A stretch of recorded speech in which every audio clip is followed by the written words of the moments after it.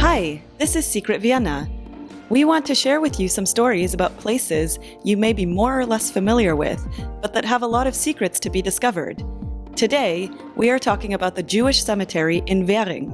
Perhaps you know that in the very old days, it was customary for churches to be surrounded by a cemetery. This was, for example, the case of the Stephansdom and the Michaelerkirche in the city center. In the 18th century, Kaiser Joseph II decided to ban cemeteries from Vienna's inner districts, and one of the cemeteries that was built as a consequence of this decision is the Jewish Cemetery in Währing, which is Vienna's 18th district. Dating back to 1784, this cemetery was officially closed in 1879 when the Vienna Central Cemetery was built, offering also room for the Jewish community. Fast forward 60 years. During World War II, the cemetery was abused, but it remained in its location. After the war, a combination of the consequences of the war, vandalism, nature, and neglect left the cemetery in a terrible shape.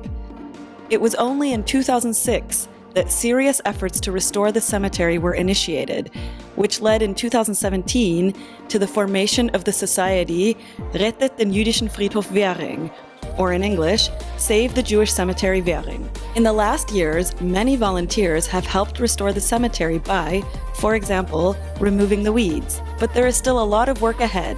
The final goal is to bring the cemetery to a state where it can be opened to the general public. This cemetery is an important part of Vienna's history, not only because of its age, but also because of the individuals that found a resting place here. Some of them include famous families, such as the Ephrussi, who you may know from the Palais Ephrussi, built by the famous Theophil Hansen across from the University of Vienna. The family Epstein, whose palace, known as the Palais Epstein, is currently housing part of the parliament. The family Königswarter, whose palace was one of the very first buildings built on the Ringstraße, as well as Fanny Arnstein, who is the woman thought to have brought the very first Christmas tree to Vienna.